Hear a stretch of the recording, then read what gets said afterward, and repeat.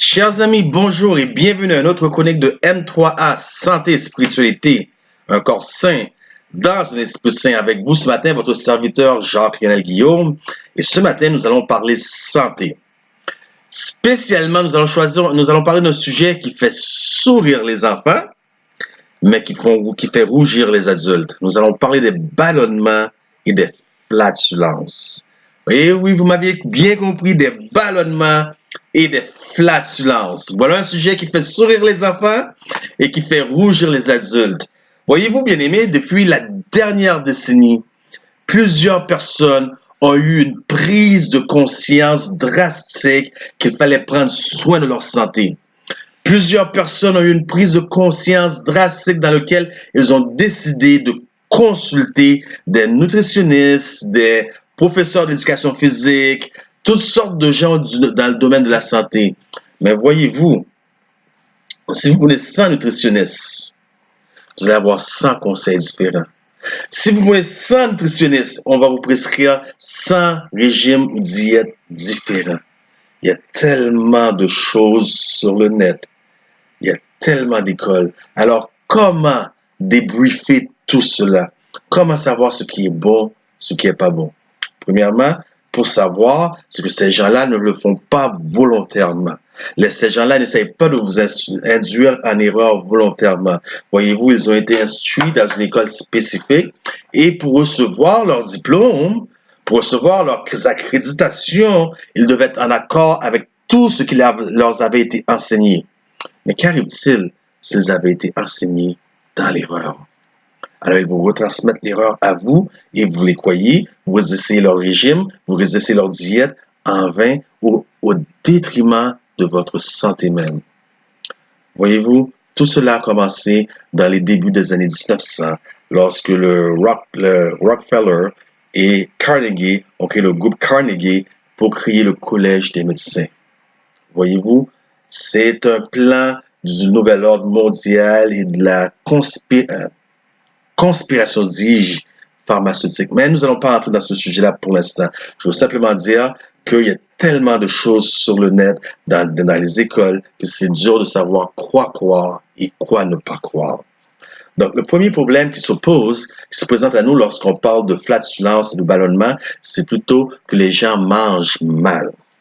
Premièrement, la première chose, le premier problème qui arrive dans ce cas-là, c'est que les repas sont inversés. Les gens vont prendre un bol de céréales le matin, un repas assez gonflé le midi, un plus gros repas le soir.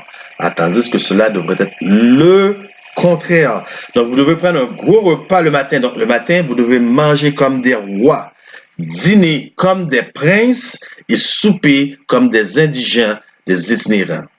Voilà. Donc, le premier problème, c'est que les repas sont pris à l'envers. Deuxièmement, les gens disent, ben, moi, je mange bien, je mange pas de produits animaux, j'ai changé mon régime d'un régime végétarien, et puis, tout est bien, je fais tout ce qu'on me dit, mais pourtant, j'ai des ballonnements, j'ai des flatulences.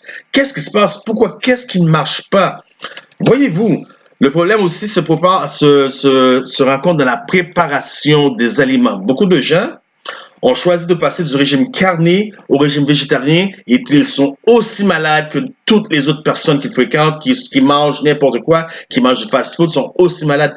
Pourquoi? Le problème se voit dans la préparation des aliments. Et oui, vous m'avez compris, la préparation des aliments. Un aliment se doit d'avoir 5 aspects spécifiques. Premièrement, dans chaque aliment, vous devez considérer la couleur. Qu'est-ce qu'on veut dire par là, la couleur? La couleur représente les vitamines de cet aliment-là. Deuxièmement, vous devez retrouver, soit dit en passant, la couleur lorsque vous mettez un exemple, quelque chose dans le poêlon, et puis il passe du jaune au brun, vous n'avez plus de vitamines. Donc, la couleur doit rester. La couleur doit absolument rester. Deuxièmement, les sels minéraux. Les sels minéraux, c'est ce qui donne la saveur, le goût à l'aliment. Souvent, à cause de notre façon de cuisiner, de préparer, les sels minéraux sont dissous. Donc, on doit ajouter des condiments, ce qui est très dangereux pour la santé, ce qui va maganer la digestion et ce qui va vous donner des reflux gastriques parfois et vous amener à plusieurs flatulences. Troisièmement, il y a la texture. Prenons l'exemple des brocolis.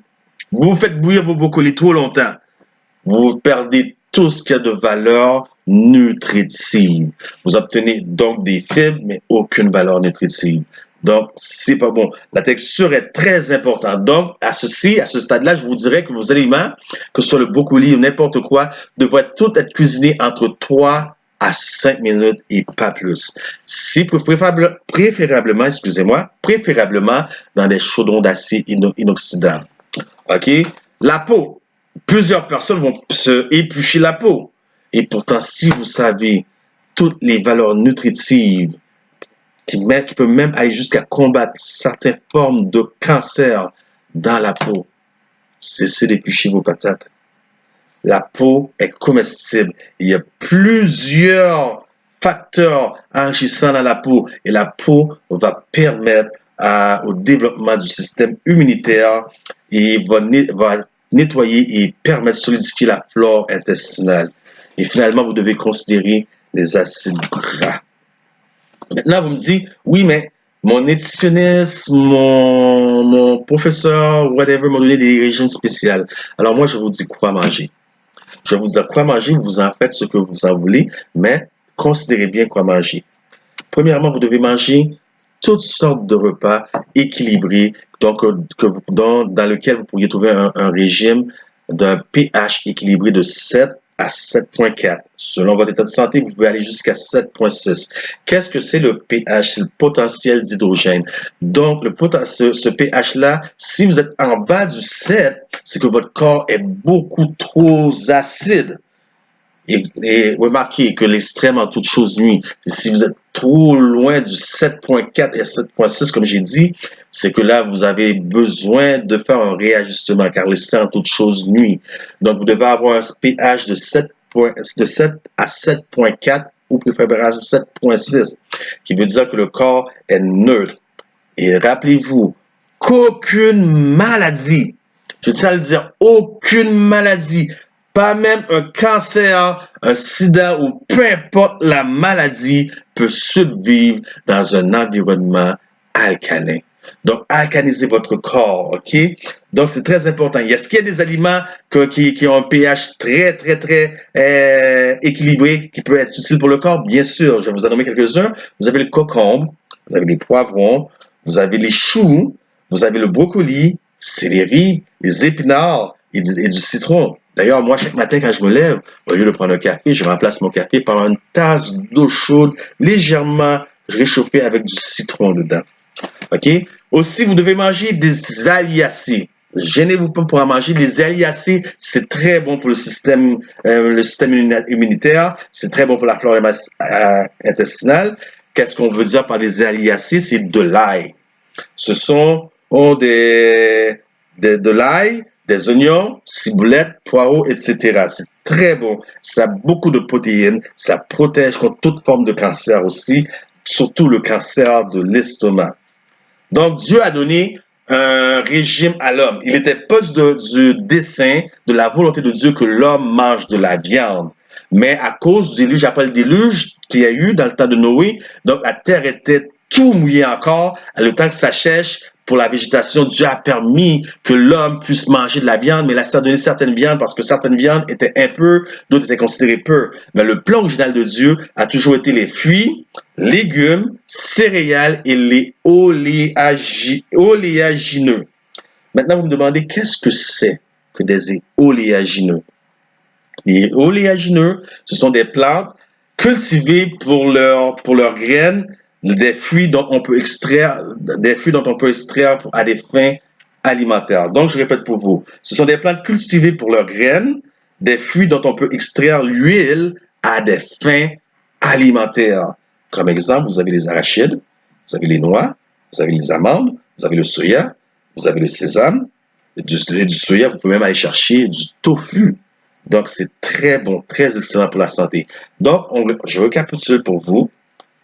Afin d'éviter les gaz, les flatulences, les ballonnements, vous devez manger dans un ordre préférablement décroissant. Le matin, commencez à manger le plus gros repas le matin, un petit peu moins le midi et le soir très léger comme un pauvre.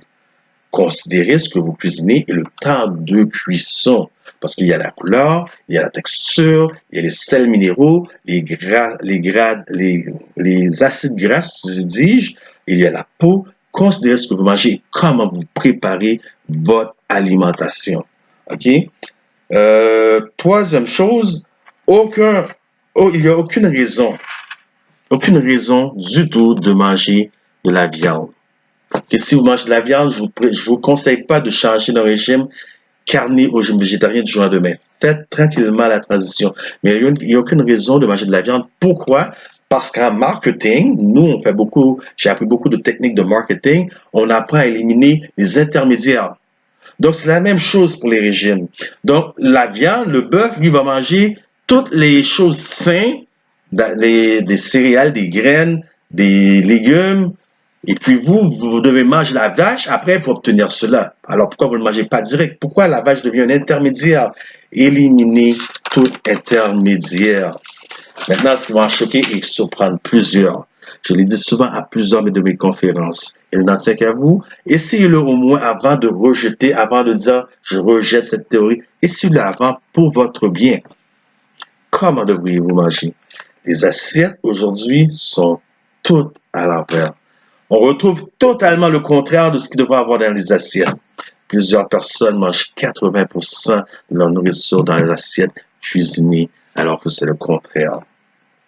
Vous devriez avoir un pourcentage de 70% cru dans l'assiette et 30% cuisiné. Et selon votre médecin, votre état de santé, vous pouvez augmenter à 80% du cru et 20% cuisiné. Que retrouve-t-on dans les assiettes d'aujourd'hui? On retrouve des assiettes où est-ce qu'il y a la nourriture est 80% cuisinée et 20% crue. Tout à fait le contraire. Vous devez aussi éviter tout produit dont il y a un processus alimentaire. Donc, il y a un processus alimentaire, par exemple, nous savons que des chips, c'est des patates. Mais ils viennent pas comme ça, c'est des patates qui ont été traitées. Donc, évitez tout produit alimentaire. Et l'un des produits alimentaires que certaines personnes ne voient pas comme un processed food, comme je pourrais dire en guillemets, c'est le fromage. Le fromage, c'est bel et bien du processed food, un processus alimentaire. Donc, qu'est-ce que c'est le fromage? C'est de la moisissure que vous insérez dans votre système. Donc, il est trop tôt pour moi pour parler des produits laitiers. Donc, je le ferai dans une autre chronique plus devant, mais évitez tout processus alimentaire, OK? Maintenant, il y a un problème que beaucoup de gens me disent. Ils disent que la vie est injuste. J'ai eu beaucoup de gens j'ai conseillé beaucoup de gens que j'ai rencontrés, ils me disent que la vie est injuste parce qu'ils regardent des gens qui ont des problèmes de dépendance et je parle des problèmes d'alcool. Ils regardent ces gens-là souffrir à cause de leurs problèmes de dépendance d'alcool et eux, ils n'ont jamais mis une goutte d'alcool dans leur bouche. Et voilà, les voilà atteints des mêmes maladies que les alcooliques. Voyez-vous, l'alcool joue un gros rôle dans le processus des ballonnements d'estomac et des flatulences. L'alcool, vous voyez, l'alcool, vous n'avez pas besoin d'aller à la SAC, Société des alcools du Québec, vous n'avez pas besoin d'aller au dépanneur chercher de la bière. Tout ce que vous mettez dans votre estomac. Par exemple, vous prenez votre verre de lait que vous ne devrez pas boire en passant, parce que le lait, vous ne pouvez pas prendre le lait de notre espèce, vous devez prendre le lait de la maman, et après de s'ouvrir, vous ne devez pas en prendre. Mais pour la cause, vous prenez un verre de lait et vous prenez un biscuit Oreo. Vous le trempez dedans. Vous prenez un verre de lait avec un biscuit avec des pépites de chocolat. Vous le trempez dedans et vous le mangez. Très délicieux, n'est-ce pas? Je l'ai fait. Nous l'avons presque tout fait. Mais savez-vous que le lait et le sucre, une fois rangés dans l'estomac, se fermentent et se transforment en alcool? Jus d'orange peut se fermenter et se transformer en alcool dans votre estomac. Alors, vous risquez que vous développez certaines maladies comme cirrhose du foie alors que vous n'avez jamais pris une goutte d'alcool de la SAC. Les mêmes maladies de l'alcoolique, vous les avez. Donc, c'est ce qui arrive. Donc, vous devez faire attention à l'alcool dans l'estomac. Il y a plusieurs processus comme ça qui se transforment comme ça. Et évitez tout produit qui ne sont pas complets. Lorsque je parle complet, on parle de sucre. Sucre égale cancer.